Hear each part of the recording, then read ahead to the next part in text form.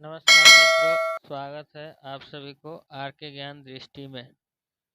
मित्रों, यह सही है कि हम जो भी कर्म करते हैं, अच्छा करते हैं या बुरा करते हैं, उसका परिणाम हमारे सामने एक दिन आता है और उसका सामना हमें करना होता है। ऐसी ही कहानी है दो मित्रों की, जो बचपन में आपस में बहुत प्रेम था उन लोगों का, और साथ में खाना, साथ में रहना, साथ में खेलना, साथ में सोना, हर वक्त वो लोग एक ही साथ रहते थे। धीरे धीरे दिन बीतता गया, बालपन से वो लोग कुछ बड़े हुए।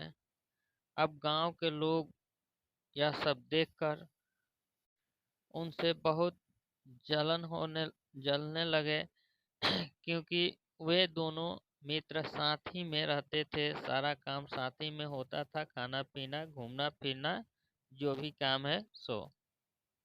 तब गांव के लोगों ने भला बुरा कहने लगे और उसके घर वाले को कहने लगे।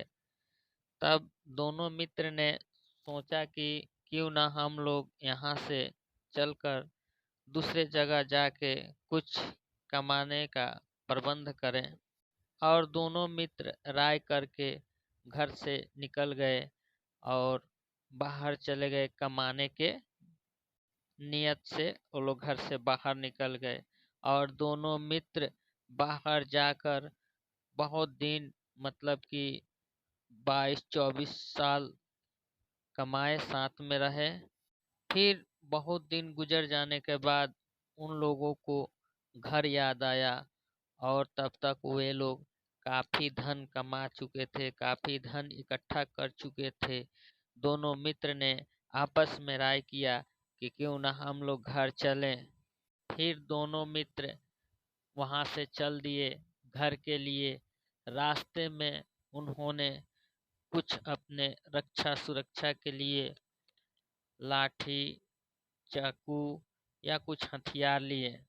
जब दोनों मित्र रास्ते में चलने लगे, चलते चलते रात हो गई और वे दोनों जंगल के बीचों बीच थे। तब सोचने लगे कि इस समय रात को हम लोग चलेंगे, जानवरों का डर है, तो क्यों ना हम लोग यहीं पे रुक जाएं। तो फिर दोनों आपस में राय करके और बोले कि मित्र, तुम सो तुम सो जाओ और मैं जग रहा हूँ, और मैं जब जगूंगा तब तुम सो जाना। फिर क्या था, एक मित्र सो गया, एक मित्र जग रहा था। और जब दूसरा मित्र सोया, या जब पहला जो जग रहा था वह मित्र सो गया, फिर जो सो रहा था वह मित्र जग गया।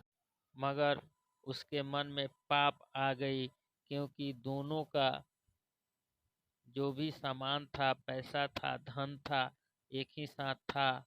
तो वह मित्र जो जग रहा था, उन्होंने सोचा कि क्यों ना अगर यह धन हमारी ही हो जाए तो और कितना अच्छा होता। और धीरे धीरे उसके मन में बेईमानी समाने लगी और मित्र जो सो रहे थे उन पे इन्होंने चाकू से वार कर दिया और गला काट दिया। और फिर सारी धन समेट के ये घर को चल दिया। और जब गांव में गया, तब लोगों ने देखा उसे, तो पूछा कि अरे भाई, तुम्हारा दूसरा मित्र कहाँ है। तब वह मित्र अपना जान बचाने के लिए कहने लगा, अरे वो तो 2-4 साल पहले मुझसे चला है, क्या वह घर पे नहीं आया है। मैंने उसको सामान दिया था, मैंने उसको पैसा दिया था, क्या वह घर पे नहीं आया है। गांव के लोग बोले, नहीं, वह घर पे नहीं आया है।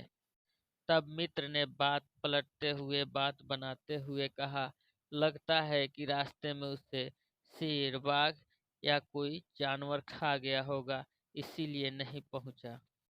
उनके मित्र के मुंह से यह बात सुन के उसके घर वाले बहुत दुखी हुए, और बेचारे कर भी क्या सकते थे।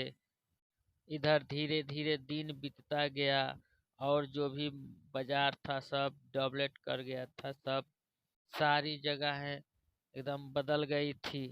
मित्र ने अपना शादी ब्याह कर लिया था और सोचा कि आज चलते हैं बाजार से कुछ खरीद के लाते हैं।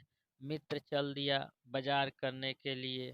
तभी उसके पास ही एक व्यक्ति आया और एक व्यक्ति को चाकू मार के चला गया, भाग गया। और वो व्यक्ति भाग गया और जिसको चाकू लगा था वह गिरने लगा। तब तक यह मित्र जो था उसको थाम लिया और उसका चाकू निकाल दिया। जब उसके शरीर से चाकू निकला वह आदमी चिल्लाने लगा, कराहने लगा। यह सारी घटना जो है मार्केट में घटित हो रही थी। सभी दौड़े और कहने लगे कि इन इसी व्यक्ति ने यही चाकू इसको मार दिया है। और वह रोने लगा।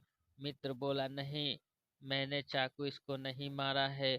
जो व्यक्ति इसको चाकू मारा वह तो भाग गया। मगर वहाँ कोई इसका नहीं सुन रहा था। तब तक पुलिस आ गई और उसे पकड़कर जेल में लेकर चली गई। और जब अदालत पहुंचा तो उसे भी फांसी की सजा सुना दी गई। जिस जज ने उसको फांसी की सजा सुनाई, उस जज की पत्नी यह सारी घटना जानती थी, क्योंकि जहाँ यह घटना घटित हुआ था वहीं पे जज का मकान था। और मकान के खिड़की पे बैठकर जज की पत्नी सारी घटना देखी थी कि कौन मारा और कैसे मार के भाग गया, फिर यह कैसे फंस गया। जज जब जज अपने घर को पहुंचा तो उसकी बीवी बोली कि क्या हुआ, जो चाकू लगा था उसका।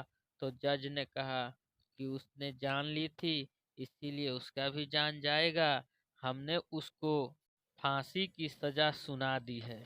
जज की पत्नी बोली, आप गलत किए हैं, क्योंकि हमने देखा है उसको जिसने मारा वह भाग गया। यह व्यक्ति निर्दोष है और आपने निर्दोष को ही फांसी का सजा सुना दी। और भला बुरा कहने लगी। इधर जज परेशान हो गया कि हमारे वजह से एक निर्दोष की जान चली जाएगी, इसको कैसे टाला जाए। फिर जज उस मित्र के पास जेल में गया और वह बोला कि तुमने जब से होश संभाला है तब से पूरी घटना याद करो।